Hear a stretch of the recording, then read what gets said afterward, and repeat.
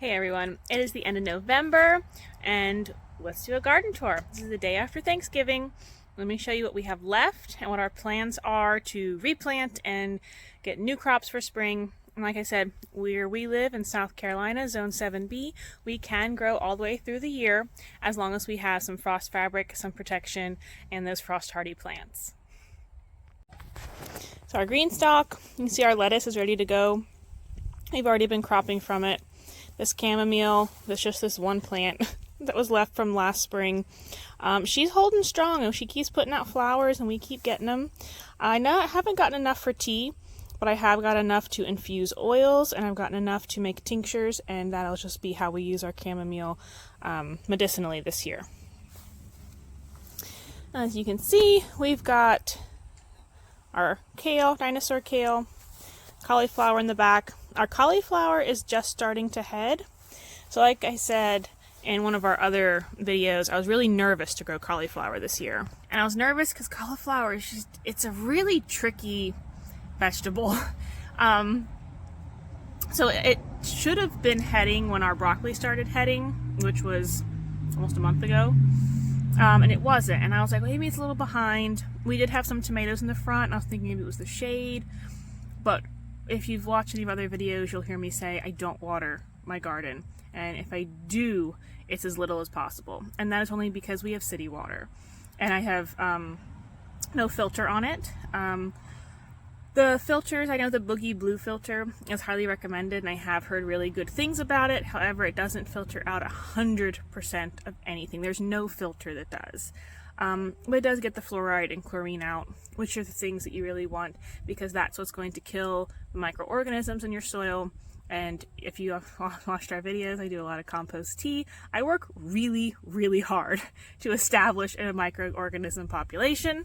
I don't want to water my garden and kill it off. There's no point in spraying fertilizer to then spray poison. So I have noticed that the cauliflower needs consistent watering, and our deep mulch system, I think, just wasn't keeping it quite as wet as needed to. Cauliflower, I didn't realize, actually needs a lot of water. Like cucumber, a lot of water. So did water the garden. We've also had some rain, so I'm starting to see some little heads. We also haven't had any frosts, which has been great. So they're just starting to head, but they're definitely behind schedule. But if you can see in here, it's starting to like twist around, and that's the blanching, the self-blanching. And all these cauliflower were started in August, so they should have already be having heads by now, but they're not. And you can see this broccoli, this was started September, and it already has a nice head on it. That is a Waltham. Hey, how are you doing? You come out here and walk the garden with me? Yeah. Come here, I have you. See, our rainbow chard is it's doing good, but it's growing really slow. I'll put you down then. It's growing really slow. We are approaching the solstice within the next month or so, and we'll be starting to get more light again, which will be lovely, and the garden will start growing. Nothing's at a standstill, but it is definitely slower. And if you see all this in here, this weedy looking mess, this is actually vetch. This is a cover crop that I am kind of accidentally put in the garden. But it's okay. Some friends brought it to me to make compost. They ripped it out of a space, and they said we didn't want it to go to waste, so they brought it to me. I put it in the compost, and I just didn't get my compost hot enough to kill the weed seeds, so the seeds germinated when I mulched the garden with it. But vetch is a really great nitrogen fixer, so after these heavy feeders, like this broccoli, that's our Brussels sprout. Isn't she doing lovely? The cauliflower are all heavy feeders. I don't know how I'm going to terminate it. I might have to come through and just cut it out by hand. But it will replace that nitrogen in the soil. You want some food? You can see our cabbage is heading nicely. I'm excited for this one. This is probably the biggest one we have.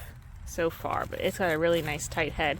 Even despite a couple of our days were almost like, they were like 78, 79, they were close to 80. They were real close. But we did have a cool breeze. But even in the winter, when we have days that are 78, 79, it will get that temperature for like an hour and then drop back down to very, very low, because it'll only hit that for a very short period of time. Where in the summer, if we have a day that the high is in like, 79 or 80, it's going to be that from like 9 o'clock until dark around 8 or 9. So that longer hot period makes a big difference in that short hot period, even though the high of the day is kind of the same. And you can see we took these for Thanksgiving. They were delicious. They are starting to get side shoots on them already. And you can see the garden looks really open compared to all the big canopy like it used to have. See our veg. Now these cauliflower were behind because in front of them were fall tomatoes. I'm not going to do it that way again. Next year I'm just going to do a block of fall tomatoes so they don't block the light of anything else. I thought they would shade things out nicely, but they ended up just going too long and shading things out too much. Now this is celeriac. It is similar to celery. It's in the celery family, but it is not grown for like the stems. It's grown for the bulb. It gets a big bulbous root, kind of like a rutabaga does, and it that's why you eat it for. But unfortunately, I did not realize that it is like something crazy, like 120 days, like a Brussels sprout, really long. And I put it right in the middle of this block. So hopefully come spring, when it's still going to be here, I can plant on this side and that side and leave that, and it'll be okay. But we've harvested all our rutabagas, and I have replanted these little guys right here. So what this is rapini. It's like a broccoli rabe, I guess. Not really though. Rapini is kind of its own thing, but it's real short like that. Broccoli rabe has a real short days to maturity. So does rapini. It was 45 days. I mean, that's like a radish. 45 days, that's real quick. Even with the lower light, it will take longer than 45 days. But frost hardy. And you can see we actually had a very light frost.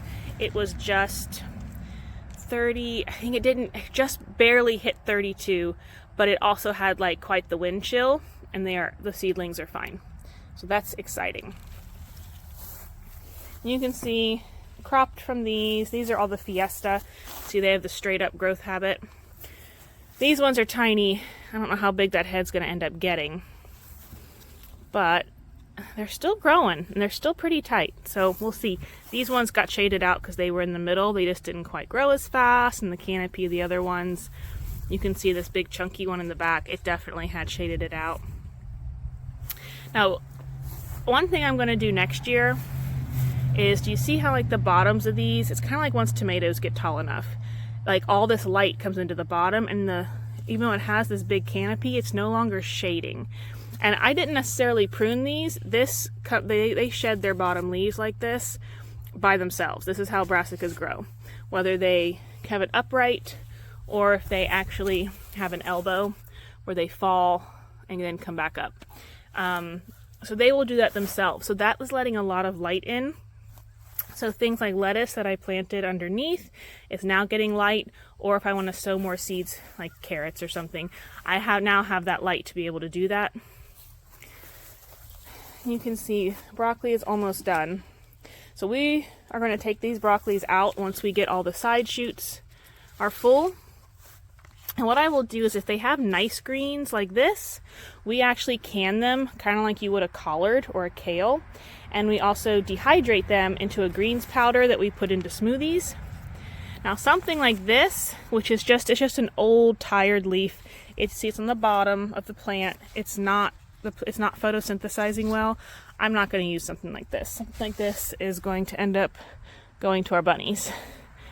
I know somebody said, I can't believe you keep them shaded in the winter, but honestly, they will huddle in the shade even in like 50-degree weather when they have their full coats. They are hot.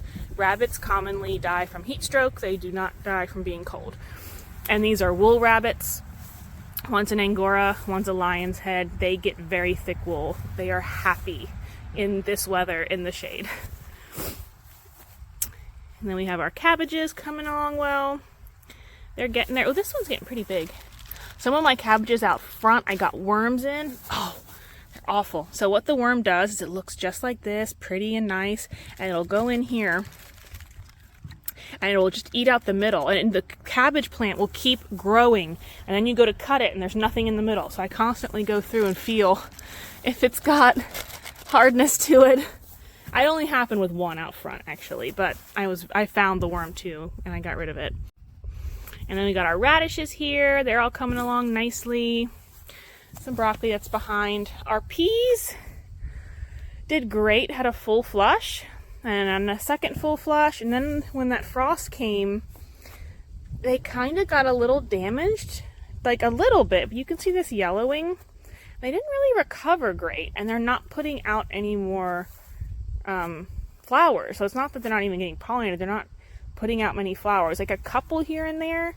So I'm trying to figure out exactly what I should do. If you successfully grow peas, please let me know. Peas are not something I've had a ton of success with, never even enough to like have more than like a handful for stir fry. I more or less grow them just for my. And this is the next big block of broccoli, almost ready to be harvested.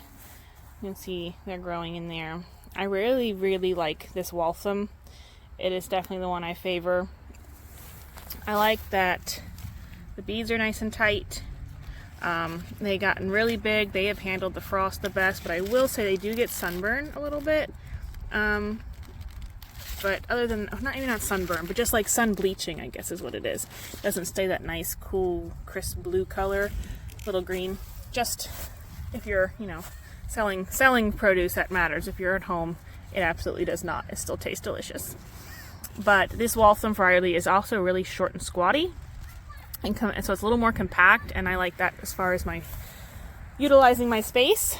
And you can see like this one over here has a little bit of a looser head. It's not bolting, it's just a looser head type of broccoli. This is a DeSico.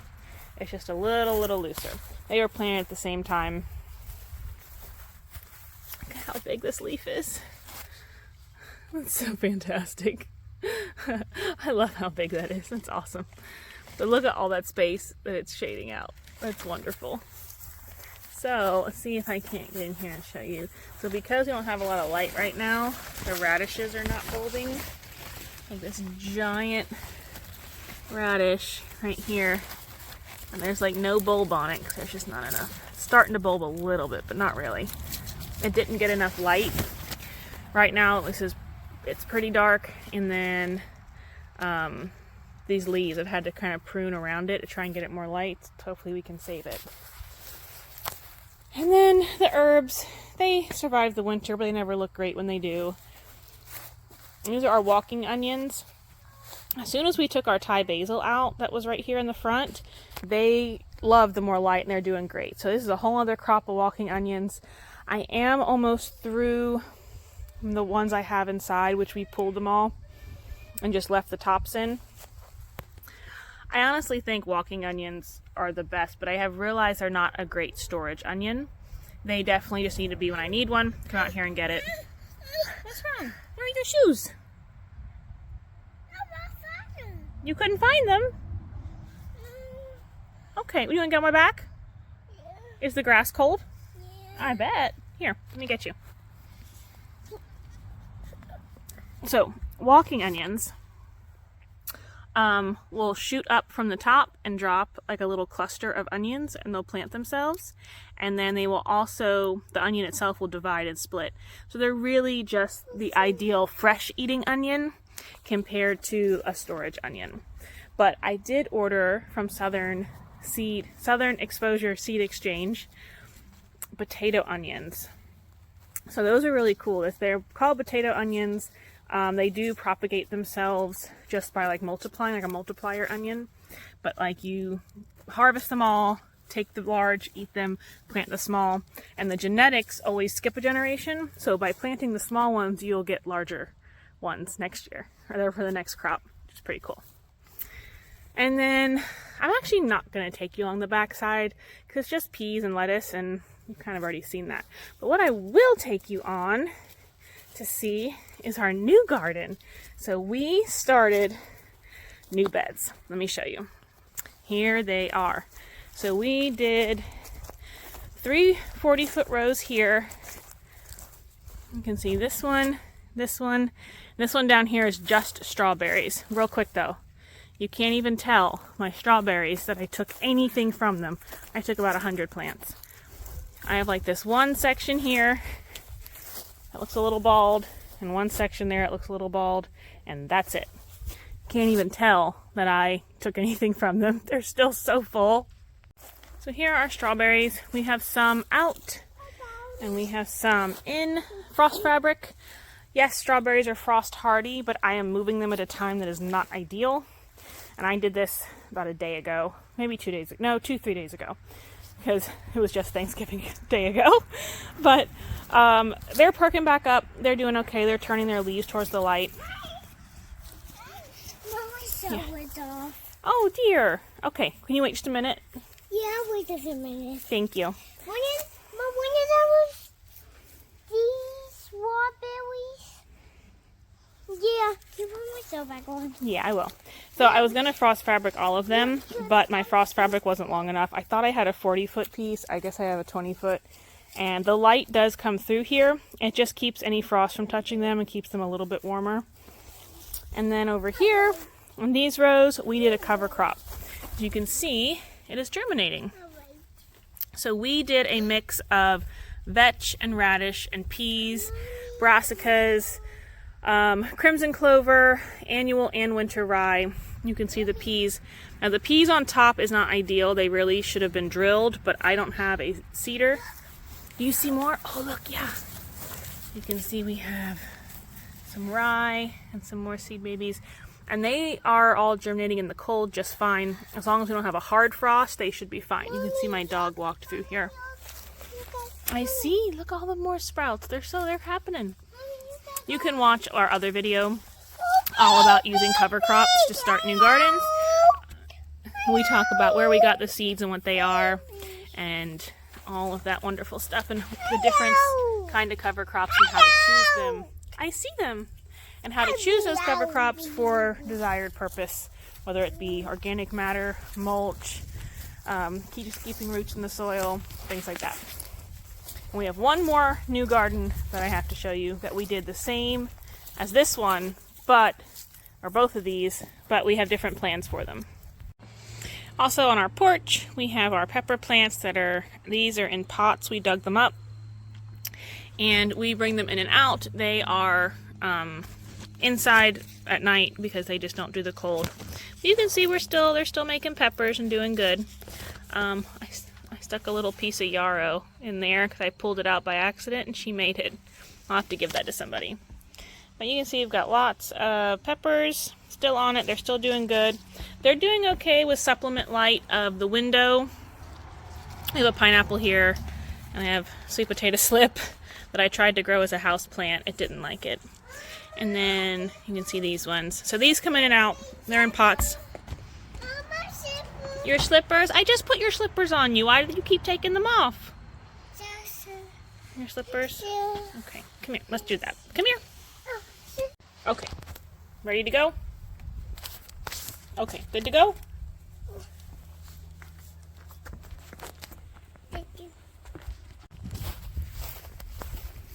So we have one more plot over here. It's 40 foot. And we cover cropped it as well. This is insect netting. You can see they're sprouting, coming up well. This is insect netting. I put this down to keep the birds off while everything germinated. And you can see everything germinated in this one way better than in the other two. And I think it honestly is because of the birds. And I mulched this one a lot better. You can see the leaves.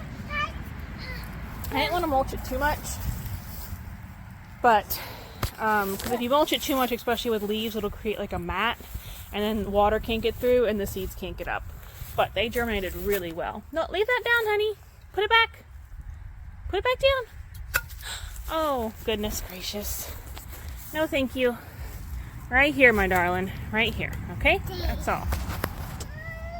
So in this spot here, what we're trying to do is, I want to see if I can create a garden without bringing in any compost. So we use tillage to break ground because we have compaction issues with just the clay soil and just where we are. It's just very, very compacted. Clay doesn't have to be compacted, but normally it kind of is. So we fix the compaction. Our dog is chasing a squirrel. So we fix the compaction with tillage. Initial tillage is not necessarily a bad thing. It fixes anaerobic pockets that house bacteria that you don't want and your plants don't want. And you can do a no-till method to fix compaction, but it's going to take a lot longer. So it's our preference to till initially, and then we don't ever till again. So we break ground, we tilled, we're going to do a fall cover crop, a spring cover crop, and a summer cover crop. And a big thing with cover crops is how you're going to terminate them. So we are going to run our bunnies through here, so they'll get a lovely treat of all the cover crop. And rabbit manure is a wonderful cold manure amendment, meaning it doesn't have to be composted. And it has a great NPK, but also it will neutralize the pH. It'll create a neutral pH in the soil, which is perfect for veggies. So I want to see if we can do that and use cover crops only, along with the homemade compost. So I'm not adding any compost, but just use my homemade compost, which is just leaves and grass and sometimes some kitchen scraps, to create a garden bed that is just as productive as the one that I had to bring in compost for. Because ideally this would be the way to do it. Cover crops, use a lot of different reasons for cover crops. Sometimes you would grow something like peas and oats, and then you would knock it down to use it as a mulch. You would grow something like brassicas and things, or sorghum, Sudan grass, if you wanted to have organic matter that you put back into the soil. They create a lot of big leafy matter. Same thing like the tillage radish would create organic matter for the soil. And sometimes it's a matter of addressing, you want to do a cover crop to address any issues before you put your actual crop in. Your boots? I just put slippers on you? Now you need boots? Yeah. Okay.